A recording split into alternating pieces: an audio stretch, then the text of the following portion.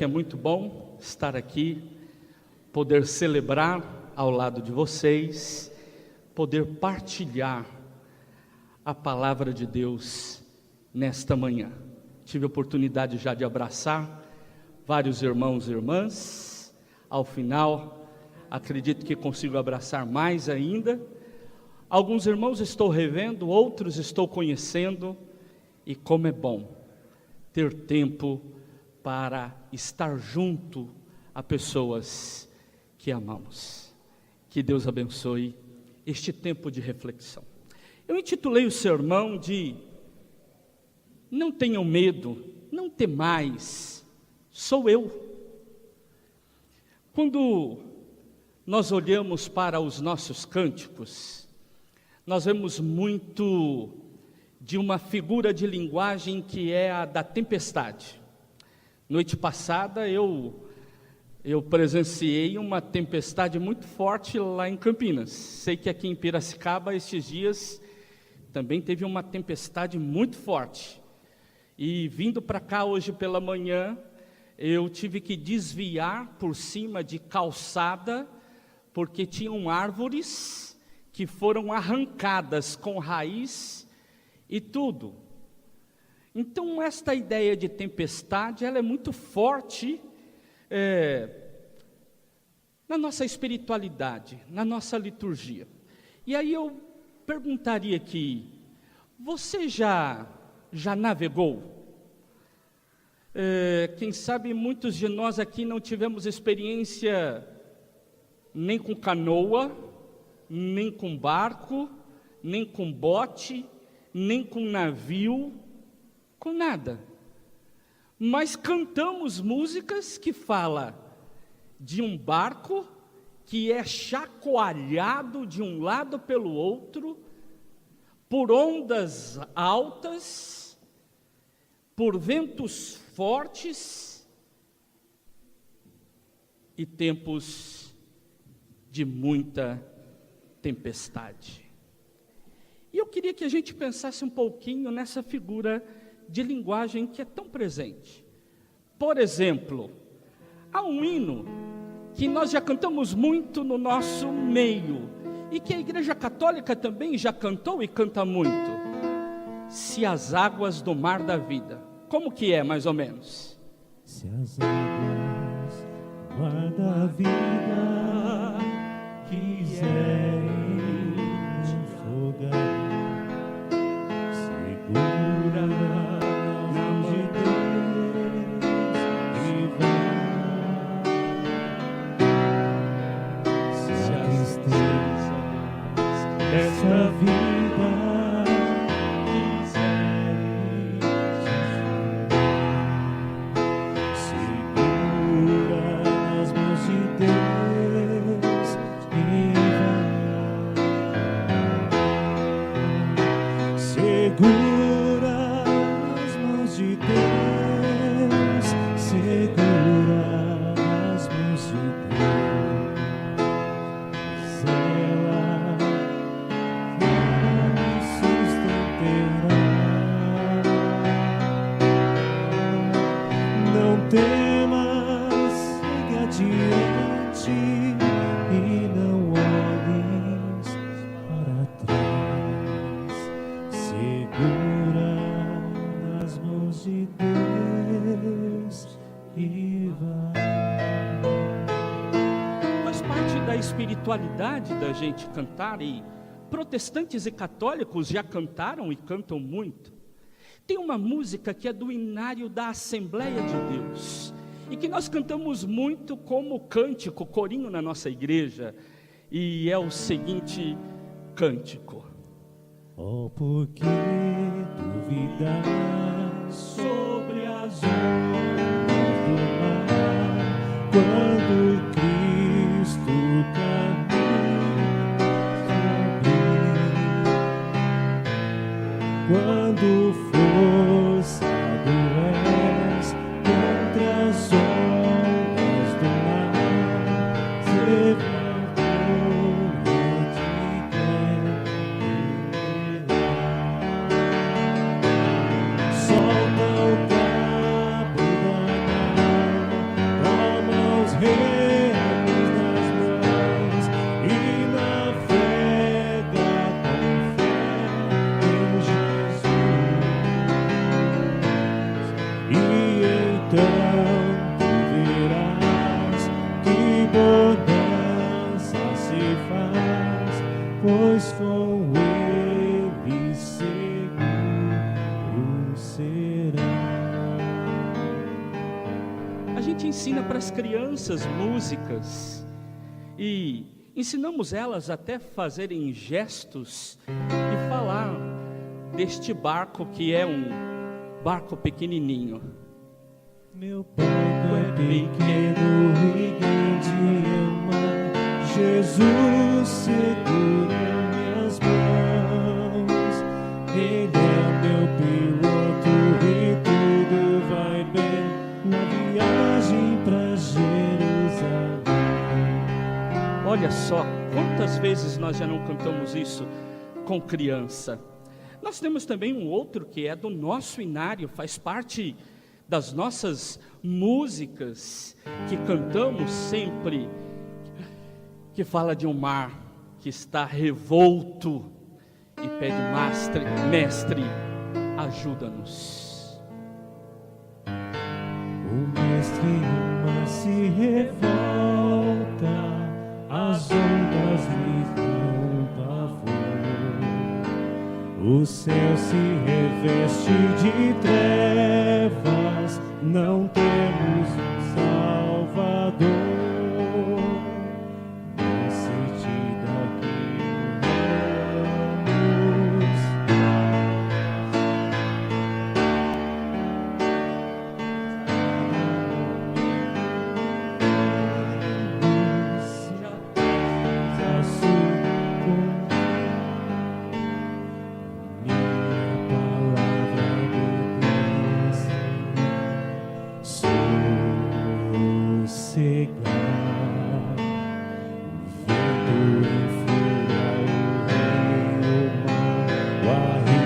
dos homens, o gênio do mal.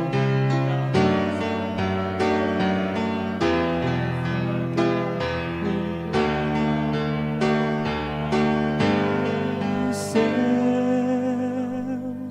por todo tens em obedecer.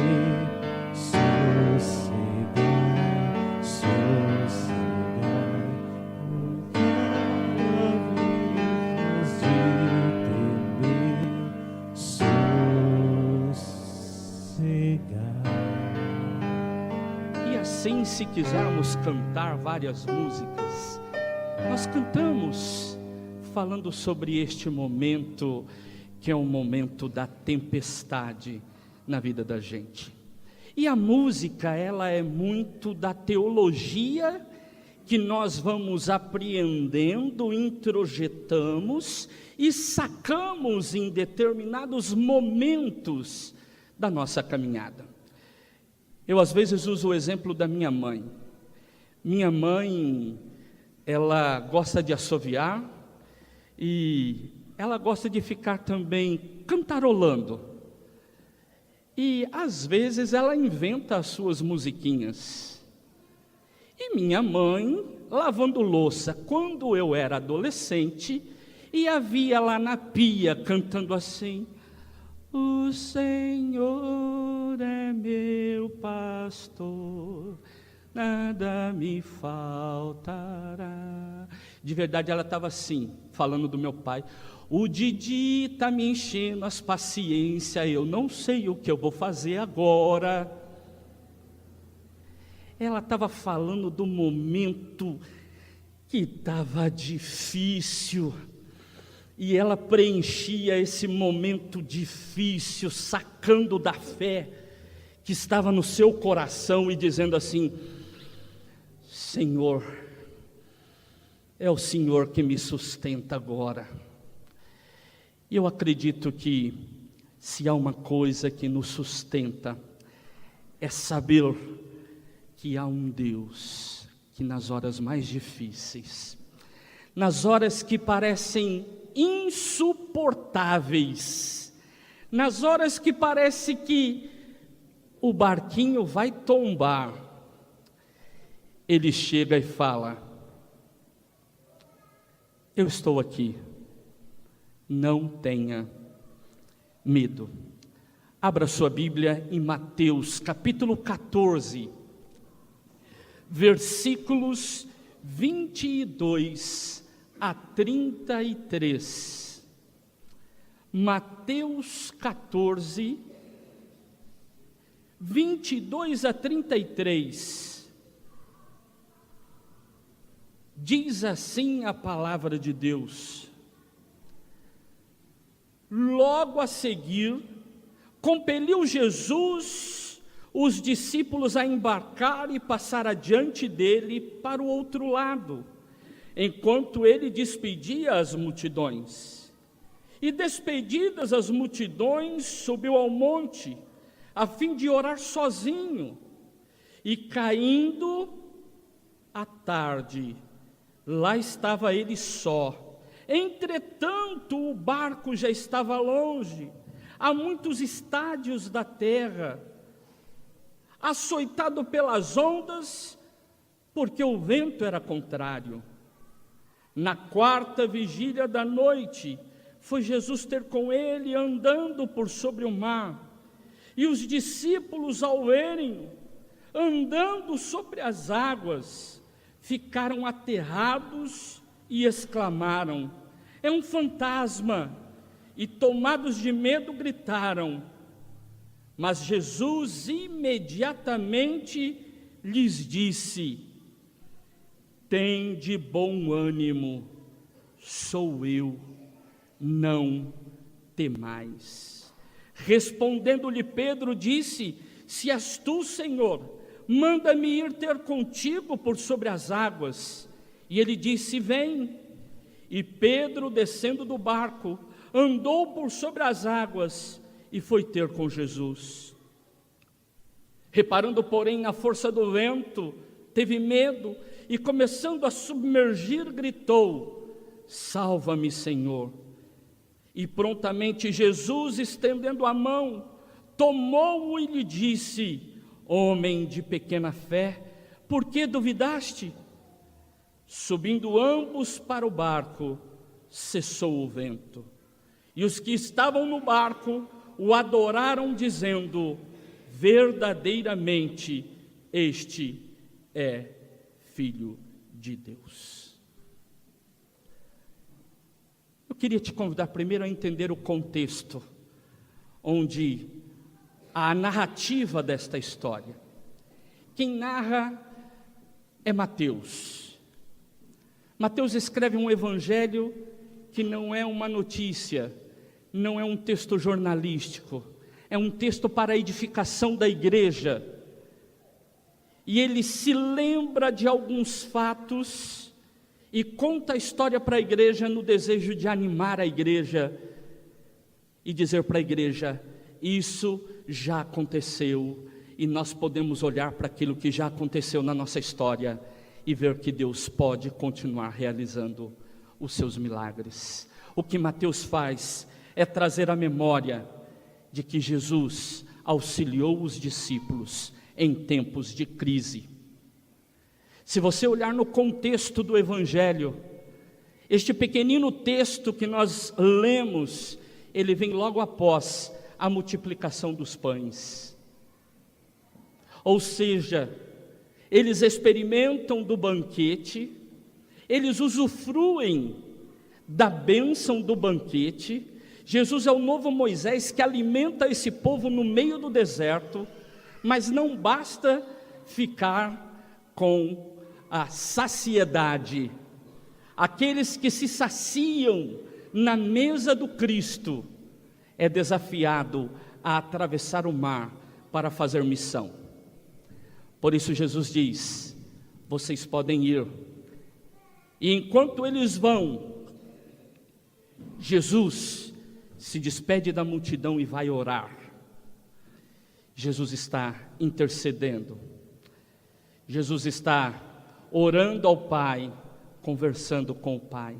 No Evangelho de Mateus, somente em 2 vezes, o evangelista narra Jesus orando. Uma é esta e outra é no Getsemane, quando Jesus ora dizendo: Pai, se possível, afasta de mim este cálice. Por isso essa ideia da oração, ela é tremendamente importante neste texto. Jesus está em comunhão com o Pai. Mas enquanto Jesus está em comunhão com o Pai, os seus discípulos passam por uma grande prova, passam por um momento difícil. Eles estão num lago, só que para quem não está acostumado com muita água, um lago pode se tornar um mar. Ou seja, para nós que temos oportunidade de ter grandes rios e de termos a oportunidade de ser banhado pelo mar e conhecermos o mar, sabemos o que é isso. Mas eles tinham um lago, mas o lago não era pequeno, era um lago de 21 quilômetros por 12 quilômetros, então é grande demais. E este lago representava para eles um espaço, que era um espaço de adversidade no que diz respeito à espiritualidade, porque na espiritualidade do judeu, o mar era um lugar onde habitavam os demônios, os monstros.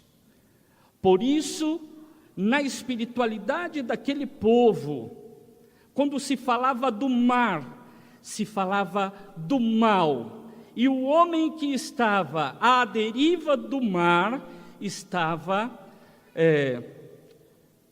fragilizado diante das possibilidades do mal. E essa era a leitura teológica da época de Jesus, da época de Mateus.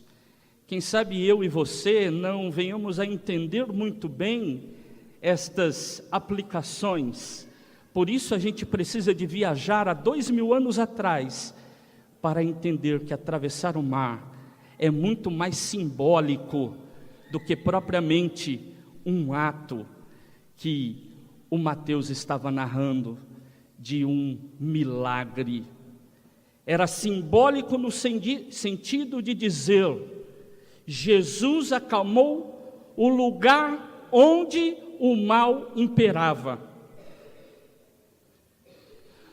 O texto está repleto às vezes de palavras como trevas, ondas, ventos contrários.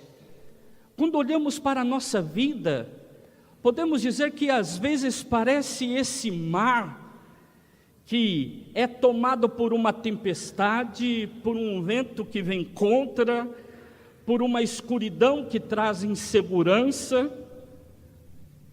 E aí então, nestes tempos de insegurança, nós queremos uma ação que nos tranquilize.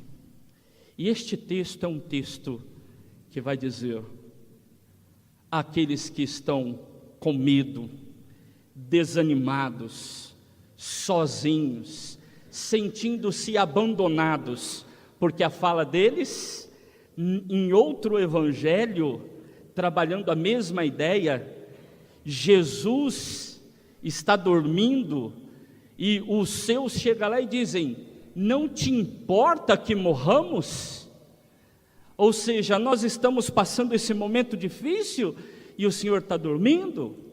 Ou aqui, nós estamos passando este momento difícil e o Senhor nos deixou aqui sozinho e foi para lá orar? Agora, algo muito simbólico é Jesus caminhar por sobre o mar.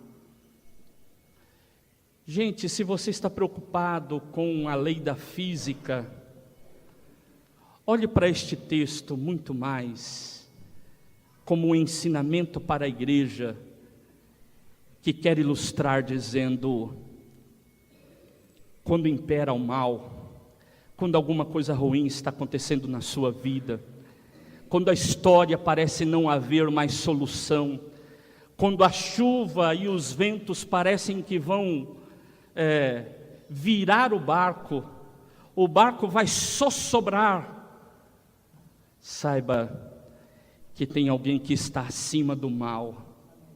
Ele anda por cima desse ambiente do mal e ele repreende o mal.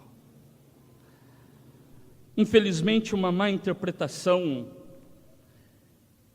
de um tema chamado batalha espiritual tem colocado Deus e o diabo num mesmo patamar, como se fossem espadachins, uma luta de esgrima, onde parece que um está ganhando, e aí dali a pouco o outro está ganhando. E aí achamos que o poder está na nossa oração. Se você orar mais forte, Deus vai vencer. Se você orar menos, Deus vai perder. Meu irmão e minha irmã, Deus está acima do bem e do mal. Deus está acima de todas as coisas. Ele não tem que disputar nada. A Bíblia diz que o inimigo está vencido. Por isso, em tempos difíceis, ao invés de querer manipular um Deus como se ele fosse um jogo de videogame, que você vai fazer algumas coisas, orar, jejuar ou realizar algo, e aí então esse Deus vai avançar, ou se você não fizer, ele vai perder. Eu quero dizer, o texto fala de confiança. Por isso, a experiência de Pedro é tremendamente importante para nos ajudar. Porque Pedro, ele confia em Jesus. E ele começa a andar por sobre o mar. Ele começa a fazer a mesma trajetória que Jesus fazia. Superar o mal, estar acima do mal. Porém, num determinado momento, a fragilidade fez com que ele tirasse os olhos, a confiança do próprio Cristo. E aí diz o texto, que ele começou a afundar. Penso que para a nossa igreja, Igreja de Cristo, Igreja Metodista, de forma muito especial, a Catedral Metodista de Piracicaba, este texto nessa manhã possa trazer algumas lições para nós. E eu desejo que seja um texto para confortar, um texto que também possa desafiar, e um texto que possa alimentar todos nós. Uma primeira lição é que não basta participar do banquete, experimentar o milagre da multiplicação dos pães é muito gostoso. Nós vamos simbolicamente participar disso, a ceia do Senhor. A ação de Deus, o pão que foi dado no deserto, depois se transforma no próprio Cristo que é dado por todos nós. E é muito bom se alimentar deste pão, o pão da vida. Mas não podemos ser egoístas. Este pão nos alimenta para que possamos nos gastar na missão, testemunhar no mundo, viver com autoridade neste mundo, que está, quem sabe, misturado no meio de tantos outros valores, que não são os valores da Bíblia Sagrada. Uma outra lição é que pelo fato de estarmos no barquinho dos discípulos, não significa que não passamos por tempestades. Tem gente que pensa, não, agora eu estou nesse barco, esse barco aqui não vai ter problema. Não é verdade. O barquinho dos discípulos tem hora que passa por tempestade. E a tempestade parece que vai emborcar, vai sossobrar, vai virar o barco de ponta cabeça. E é nessa hora que o barquinho está quase virando de ponta cabeça, que Jesus chega e acalma o mar, e auxilia, e diz: eu estou aqui, eu estou com vocês, não tenham medo, eu estou ao lado de vocês. Uma terceira lição que eu vejo neste pequeno episódio, nesta pequena história narrada por Mateus, é que vencer a tempestade faz com que tenhamos consciência da presença de Jesus. E aí, quando vemos a presença de Jesus, aí nós sabemos, Ele verdadeiramente é o Filho de Deus, é aquele que foi prometido para nos acompanhar. Meu irmão e minha irmã, não basta se alimentar das benesses que o reino de Deus nos dá, os pães, o alimento que Ele nos dá dia a dia. Temos que ir para a missão.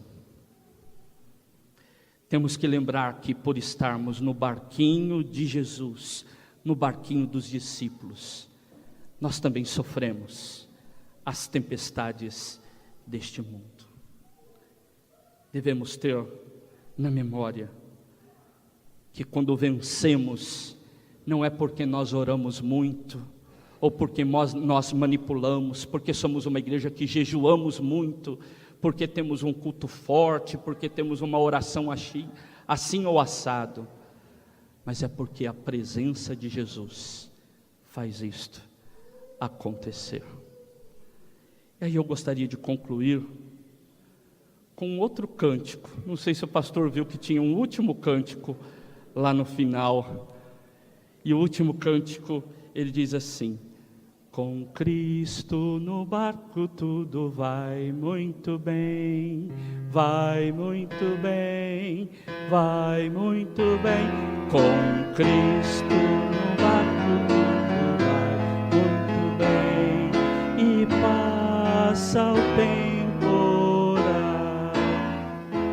Eu não sei que tipo de temporal às vezes está acontecendo na vida pessoal, na família, na comunidade, no trabalho.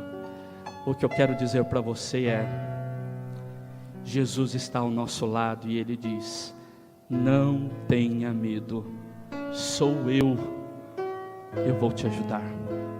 Vamos orar. Você quer vir à frente para um momento de oração? Saia do seu lugar e eu quero orar com você.